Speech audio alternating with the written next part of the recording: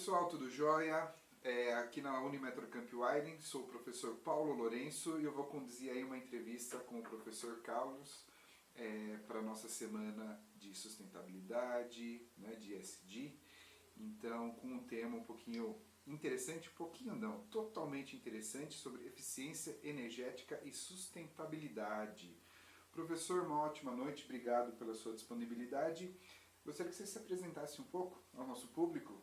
Sou o professor Carlos Field, sou coordenador do curso de Engenharia Elétrica, de Engenharia de Controle e Automação, sou engenheiro eletricista, sou também especialista em eficiência energética pelo Senai. A gente tem um programa focado exatamente nessa questão da emissão de gases de efeito estufa, e o propósito de estar aqui é compartilhar com vocês essas experiências que a gente tem presenciado aí, e o que a gente pode ajudar aí para manter o meio ambiente, né? Para a gente abrir esse debate aí, né, essa conversa, essa brincadeira que nós estamos fazendo sobre, né, os temas aí durante a semana, a primeira pergunta que eu faço, né, e até a gente fez um levantamento aí com alguns alunos, nós fizemos algumas pesquisas para a gente ter, né, essas perguntas que são extremamente importantes aí para a gente poder iniciar novos debates e aprofundar cada vez mais sobre o assunto. E a primeira pergunta que eu faço é: como que as políticas de eficiência energéticas estão sendo implementadas para enfrentar a crise climática e promover a sustentabilidade no Brasil? Basicamente, né, tem várias vertentes para a implementação dessas políticas, e mais do que nunca hoje a gente percebe a importância que tem isso. A gente percebe hoje no clima, a gente está ainda terminando o inverno com essas temperaturas altas, e isso já é consequência do efeito estufa. E há um dos programas que a gente pode inclusive falar, que é o que está acontecendo hoje no Brasil, é o Potencialize, por exemplo. É um programa que visa, é bancado por países europeus, né? São 3 países europeus, Dinamarca, Alemanha e Inglaterra. Eles colocaram fundos aqui no Brasil para ajudar a indústria brasileira, porque a indústria também tem um papel muito decisivo aí na emissão de gases de efeito estufa, e o propósito disso é, de alguma maneira, ajudar as indústrias a produzirem o que produzem, só que gastando menos energia. Gastando menos energia por quê? Porque quando a gente fala energia, a pessoa entende que é energia elétrica. Não! Gasolina, diesel, gás natural, GLP, tudo isso é energia. Então, a ideia e principalmente esses combustíveis que são combustíveis fósseis, que são os principais ofensores do meio ambiente, que geram o gás de efeito estufa. Então a ideia é produzir mais, gastando menos. Esse é o principal foco. Seguindo com essa linha de raciocínio e a sua explicação, quais setores da economia estão adotando medidas efetivas na eficiência energética, né? Como parte estratégica, né, dentro da sustentabilidade, dentro da redução, né, de emissão de resíduos aí? Então, qual que você está enxergando aí, vendo aí dentro do mercado, quais são essas áreas, né, da economia? Prioritariamente a indústria, o setor industrial. Por que o setor industrial? Porque a energia tem um custo um impacto muito grande no negócio das empresas, das indústrias. E para que a empresa ela sobreviva, ela tenha a capacidade de crescimento ou de se manter presente no mercado, ela precisa pensar no quanto que tem de impacto a energia para a operação dela. Então, diria assim, num primeiro momento, a prioridade realmente são as indústrias, né? Então, e os empresários, eles estão bastante conscientes disso. A gente aprende ou pela dor ou pelo amor, né? Meio que a gente aprende meio pela dor, né? Mas assim, tem o ESG também, que é uma outra política que valoriza bastante o que é a produção nacional. A ideia do Brasil também, pelo perfil que a gente tem hoje, é agregar isso ao que a gente produz, baseado no que na nossa produção pode ser uma produção sustentável, né? Então a ideia é, quanto menos a gente depender de combustíveis fósseis para poder realizar as atividades, melhor. E na verdade são quebra de paradigmas. Então não somente ter a abundância de energia, mas também usar essa energia de maneira racional e de uma maneira eficiente. Puxando um pouquinho na minha área, um pouquinho na área de tecnologia, até lembrando algumas perguntas, né, e alguns debates que eu fiz junto com o nosso coordenador, professor Alonso, na área de tecnologia também. Quais são as adoções, quais são os tipos de tecnologia que são empregadas aí para fazer a melhoria, né, e chegar a esse ponto dessa transição de energia sustentável? Então, a ideia é o seguinte, vai ter essa transição energética. E a ideia é fazer a instrumentação de tudo que possa ser realizado. O que é instrumentação? É colocar sensores, atuadores, né, para poder capturar dados, para poder capturar informações. Isso daí vai ser jogado para a nuvem, isso daí vai ser... Daí entra o setor tecnológico, entra a parte de processo, entra a parte de saber mapear tudo isso, entra a parte de negócio, porque você também agrega valor na tua produção baseado... que vai ter tarjetas indicando ali se aquele produto tem esse apelo sustentável e o que tiver vai valer mais no mercado. Então, essa multidisciplinaridade, e principalmente para a área de marketing, por exemplo, para a área de administração, ou para todas as áreas que estiverem envolvidas aí com as atividades que são realizadas pelas empresas, isso tem um papel muito importante e agrega valor tanto para a indústria, para a empresa. Seguindo com as informações aí passadas, gerou um questionamento muito interessante que bate muito com o nosso roteiro aqui, que os alunos desenvolveram, né, com a nossa comunidade aqui. Quais são os maiores obstáculos para colocar isso em prática, né, diante de todo esse cenário que nós temos, político, econômico, social? Qual que é o seu ponto de vista sobre isso? São vários problemas, na verdade. Eu acho que o principal deles são quebras de paradigmas. Então, a pessoa não entende, né, o que significa eficiência energética, muitas vezes. Por exemplo, né, banco. Se você for pegar uma linha de crédito hoje para falar sobre eficiência energética, o banco não vai entender, é uma coisa muito abstrata para o banco, né? E para ficar uma coisa mais concreta, precisa ter dados e fatos, realizações efetivas, né, para que seja mais perceptível.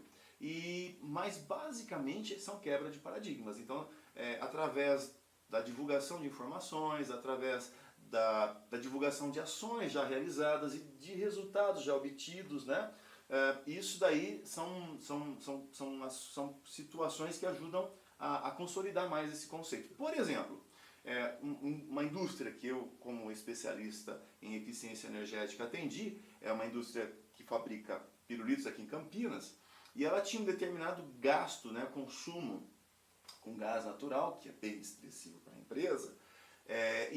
Qual foi a ação? A ação, eu sugeri, né, eu identifiquei lá que o gerador de vapor que usa combustível fóssil, usa gás natural, ele estava ineficiente, então precisava ser trocado, né, e teve um investimento bem interessante para fazer a troca desse equipamento. Não somente isso, eu também sugeri o seguinte: quando você usa o gerador de vapor, tem a queima dos gases, que sai pelo chaminé. O chaminé tem calor, o calor é energia.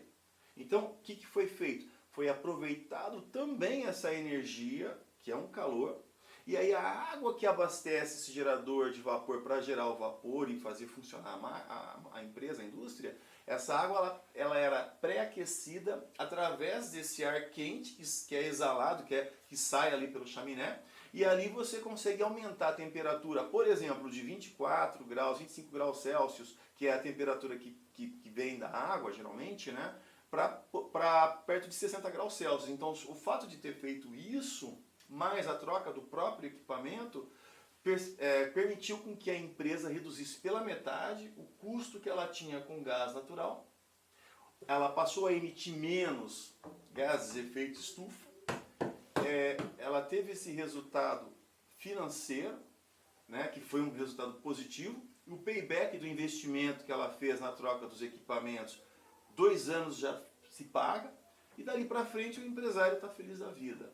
Então, assim, aí a empresa começou, a partir disso, percebendo que, aplicando eficiência energética, ela começou a também rever os processos que ela tem na empresa, rever a forma como ela faz o uso de todos os recursos na empresa. Então, a eficiência energética, ela trata da questão da sustentabilidade e é importante. É importante não somente para a indústria, mas para você que tem a sua residência. vai usar um chuveiro elétrico, por exemplo, controlar o tempo de banho para não usar além do que necessita, para a gente não ter a necessidade de usar termoelétrica, por exemplo, para suprir uma eventual não capacidade de alimentação de todos os consumidores. Então, que se cada um tiver consciência de que cada um pode colaborar através do uso consciente e eficiente e racional desse recurso que chama energia, a gente consegue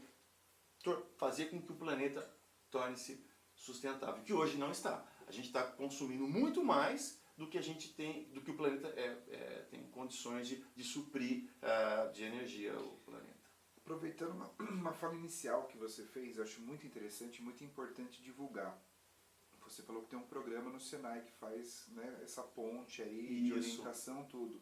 Tem como você explicar um pouquinho pra gente sobre isso? Ah, sim. Então, o programa chama-se Potencialize. Esse programa ele é focado para as pequenas e médias empresas. E qual que é o objetivo desse programa?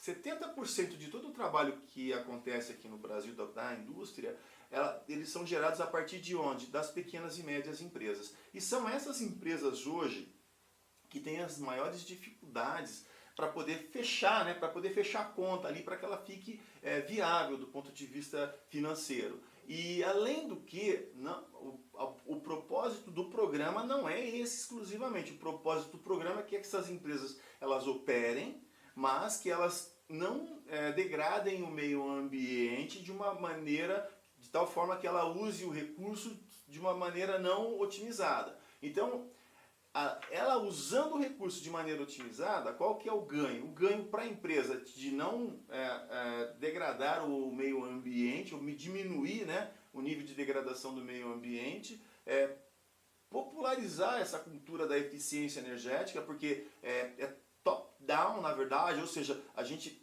chega no tomador de decisão nas indústrias, né, por exemplo, e a partir daquele momento em que o empresário ele é sensibilizado da necessidade de implementação dessas políticas de eficiência energética e ele vê o resultado no bolso, ele fica feliz por isso, e não somente a consequência de tudo isso, que é a emissão, uma diminuição da emissão dos gases de efeito estufa, e ali também essa cultura da eficiência energética ela acaba se propagando para quem faz parte dos colaboradores da empresa, e assim isso vai sendo divulgado para todos. Ajudar a indústria na questão da operação dela, ajudar também, óbvio, o meio ambiente diminuindo a emissão dos gases de efeito estufa.